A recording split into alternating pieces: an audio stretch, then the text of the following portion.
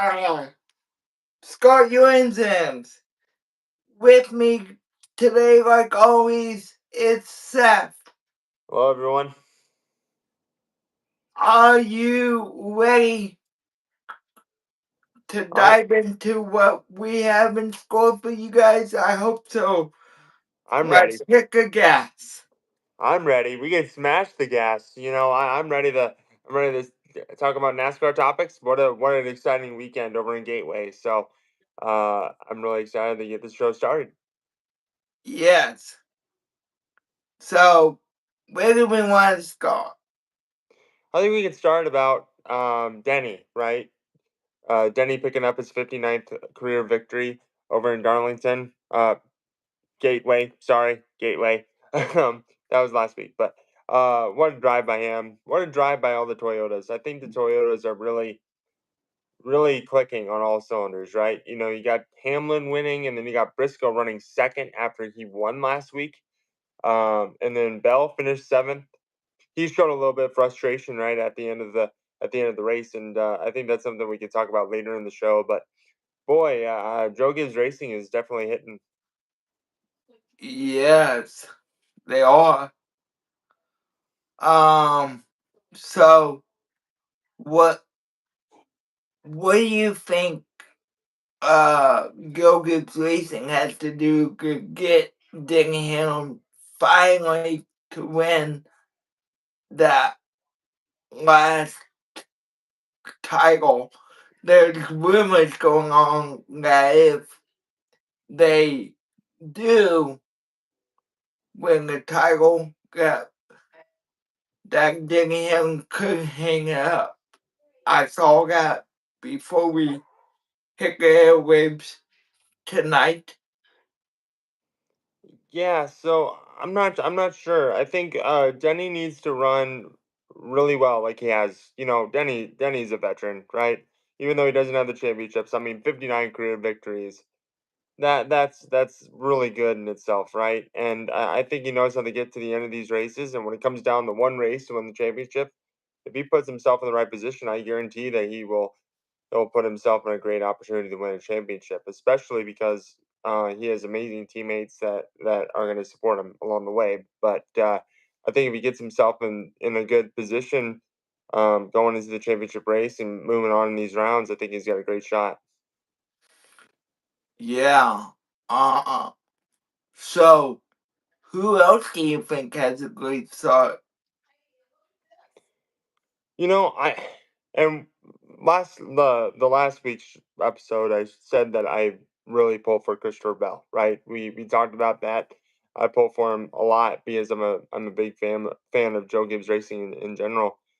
But Christopher Bell is showing a lot of frustration, right? And frustration is definitely something that can get inside your head, and that worries me as someone that supports him. So I'm not saying it's over for him. He had a really strong day at Gateway, but he finished seventh, and he was really upset about the position that he finished. And does he have reason to be? Absolutely. I think he had the fastest car, but you just can't show emotion. I think if you get inside your head, you got a really good chance of making a mistake and not making it to the end. But as for a driver that I'm really looking for, I think Blaney's got a shot. And I know that he got spun out by Elliott, which we'll talk about later. But by Larson, sorry, by Larson. Um, and I think he's really good at perseverance and getting through it. So I think Blaney's got a really good shot. Anyone from JGR that's in the playoffs has a really good shot as well. But Blaney, I really like his perseverance and ability to drive.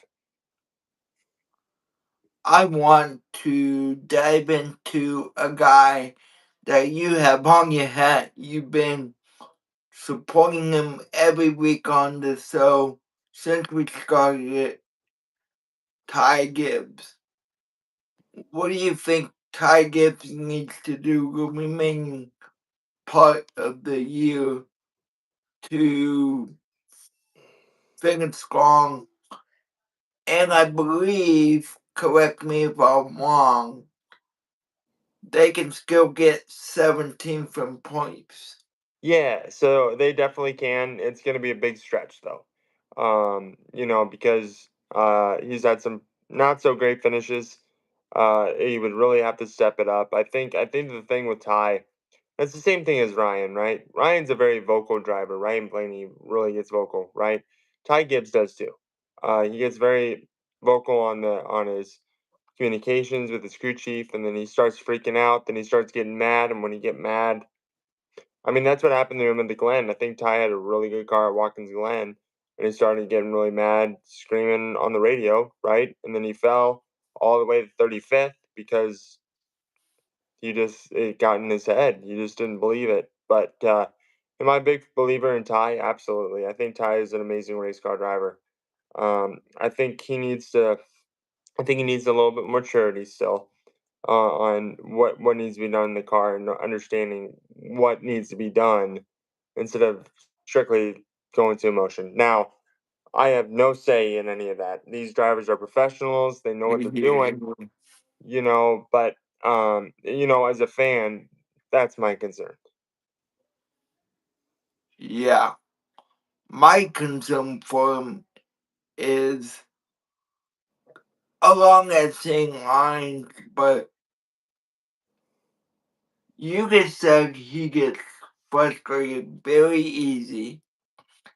And, frustration in racing happens. Oh, It 100%. just happens. Hmm. And I mean there's times race car drivers are going to get so frustrated that they're going to say things that they're going to regret later. I've never really seen that from Ty Gibbs. No, I think what I mean is Ty is an amazing driver. Like he's an amazing driver. He's an amazing human being. He believes in really good values, right? Being from Joe Gibbs, he cares about values with faith and all that. I just think that it's a mind game, right, for a lot of these drivers, and it's just as much mind than it is physical. And I think that with Ty allowing him to get these where he thinks some certain things at the moment, like all drivers do that, they think about these things in the moment. But you kind of just got to move on, and that's why I think Ryan Blaney does a very, very good job, but not focusing on what happens at the moment, but thinking really long term. That's what Kyle Larson has done. That's why Kyle Larson is a champion because he's what was it, the Coke 600? He's got spun out multiple times. His car literally caught on fire. He's screaming on his radio, and then Cliff Daniels is like, "All right, we reached the halfway point. Whatever's happened has happened. Let's move on and focus on this next point, and let's see what we can do." And he ended up actually finishing really well in the Coke 600. So I think it's just focusing more on what could happen long term versus what is happening right now. And I firmly believe Ty's going to do very good long term if he focuses more on long term than he focuses at the moment in his career. Yeah, what do you guys think? Give us your opinion. And Seth, we do need to uh do what we said and make a poll or topic suggestions um this week for the fans of Scar Your Engines slash Full Throttle. But but quite honestly, I I think Kyle Larson is going to do well in the playoffs. So he might end up winning this weekend and automatically. Yeah, that's my pick for this weekend. Kyle Larson is definitely my pick when it comes to short track races. He just knows how to get around. Now, this might be a stretch. It's all the fans out there thinking this. Josh Berry is a short track kind of guy. He loves short tracks, right? really good at Richmond. I wouldn't count him out. I know he's out because of two different accidents, but I think that he's going to get a good shot at just kind of being up front. I don't think he's going to get up the. I wouldn't pick him to be the winner, but I would definitely pick him as a person that could definitely shake up the in the top 10 for sure. But Kyle Larson at Bristol, like how can you not like bet on him, right? That's his wheelhouse. That's who he is, and that's where he shows a lot of speed. So I totally 100% agree with you, Justin, on the Kyle Larson comment. Yeah. With that, Bushwood this weekend, the Great Coliseum, Cups at Finney and Cup. And don't forget Arca. It is a full weekend over in Bristol, Tennessee, and that's really exciting for all the fans that are going down there. It's a very full weekend, four races at the Great Coliseum. Like, how can you not be excited about that? Those guys are gonna be amazing, and kind of shifting our focus now to kind of like the Xfinity Series. I wanted Justin's opinion on this, but holy macaroni, Connor Zilish. Okay, this is insane. The amount of speed that this kid has. Um, he's on a whole different planet. I mean, eight Yes. of nine last eight. He's won eight of the last nine races besides Sam Mayer over at Iowa Speedway. I mean, unreal. With the exception of Parker Kligerman, he deserves his win too. But being under the 88 car, I think it all kind of comes together. But wow, what a driver. What a tremendous amount of speed. I would love to see what he can do this weekend. He's riding a lot of momentum, and I'd love to see how the kid does over at a track like Bristol. Yeah. Um, that will be a good test. He ran Bristol, of course, in the spring, and I don't remember where he finished in the spring. I don't know either. I'm gonna have to go back and do some research on that just to wonder what his average finish at Bristol is based off of what he's run. But yeah, I think it would be any junior motorsports car, really, I think will do really well. I think Justin Allgaier definitely is really good there. Any of the Penske cars were good there back in the day as well. So, it's going to be really interesting how it pans out. But I would definitely put money on junior motorsports at this place. And we still got plenty of time. So let's let's dive into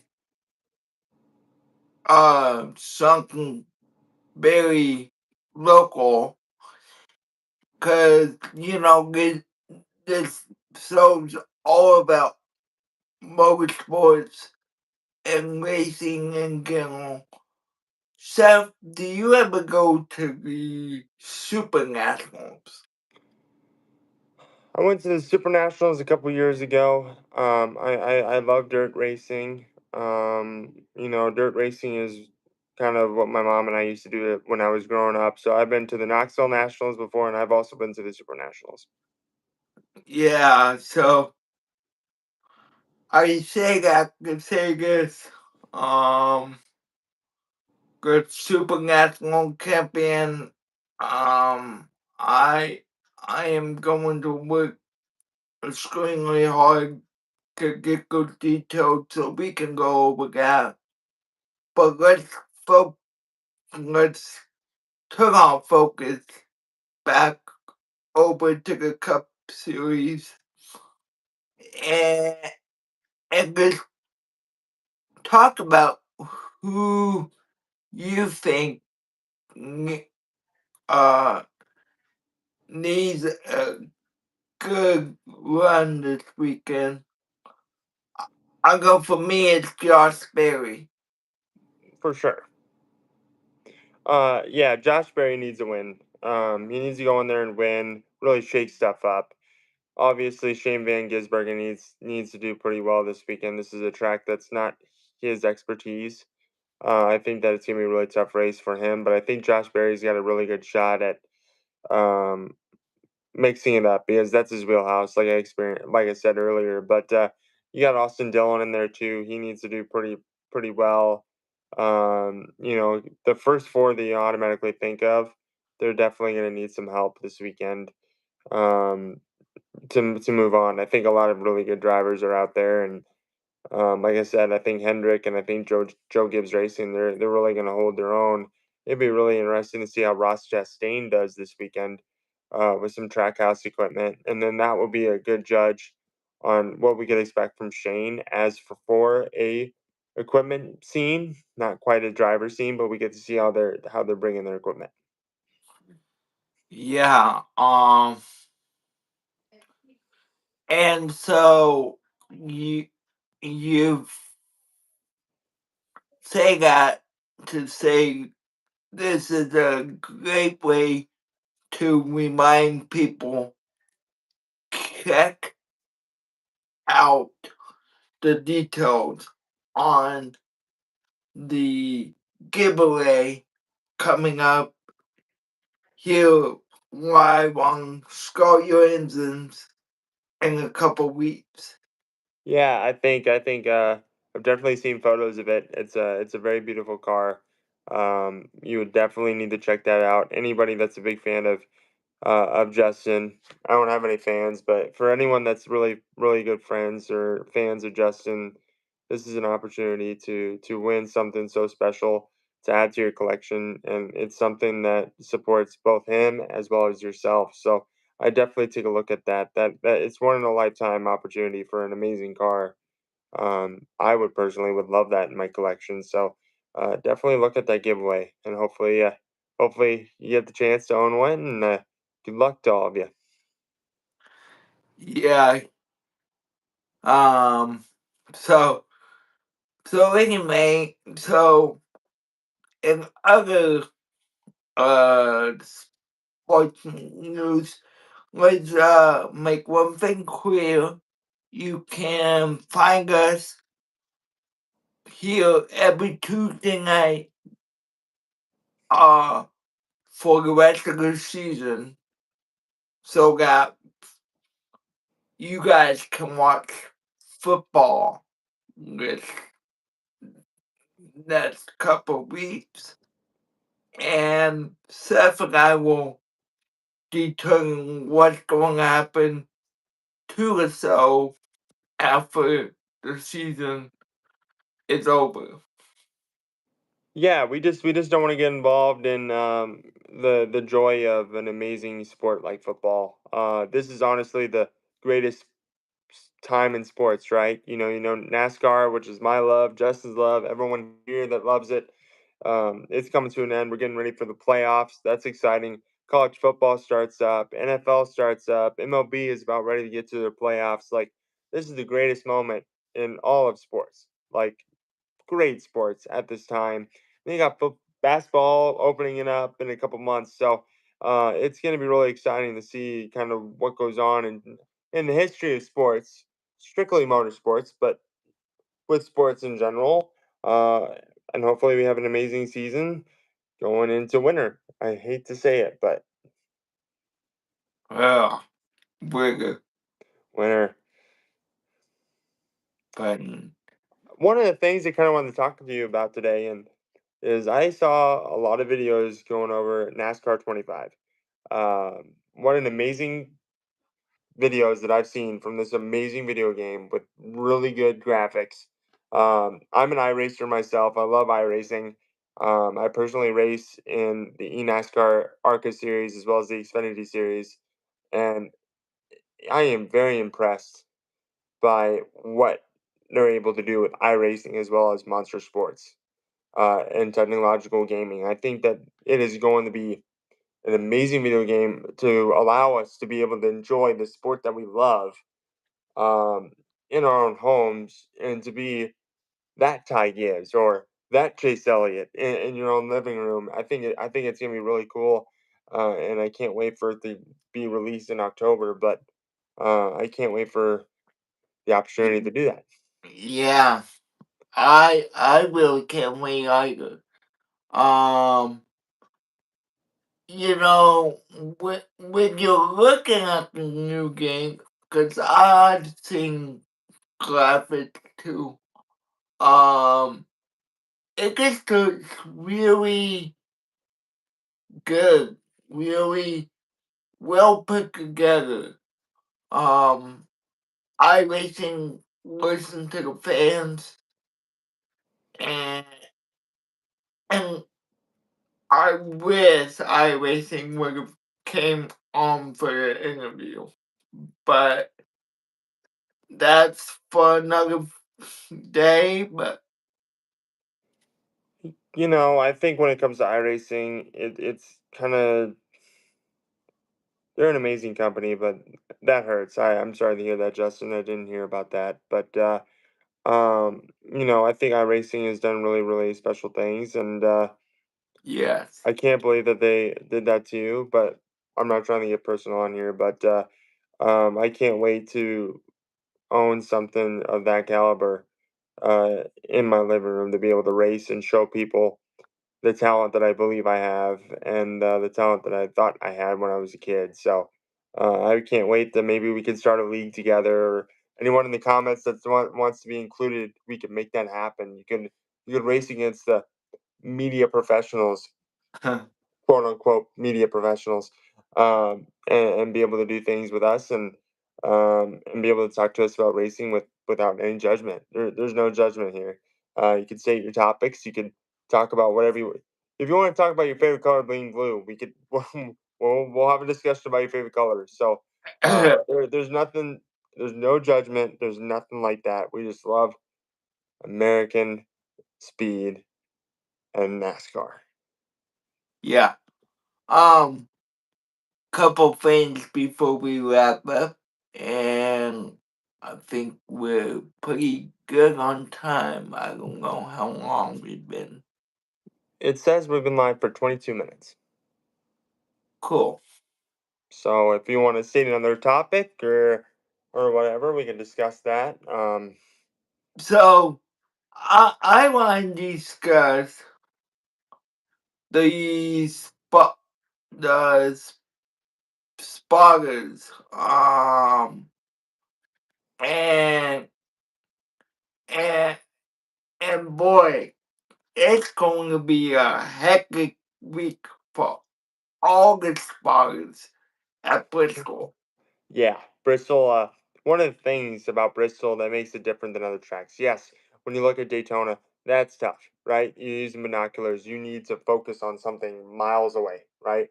But if you're looking at Bristol, things show up so ridiculously fast. Things happen fast, and I mean, the amount of time that people close up in turns because of how short it is, it makes it really hard for people to actually understand how quickly that actually happens in real life. Those guys are definitely they need to get a pay raise when it comes into this weekend because it's gonna be one heck of a battle, not only for the drivers, not only the pit crew, but definitely the spotters as well. Yeah. So, but no, sorry about that, guys.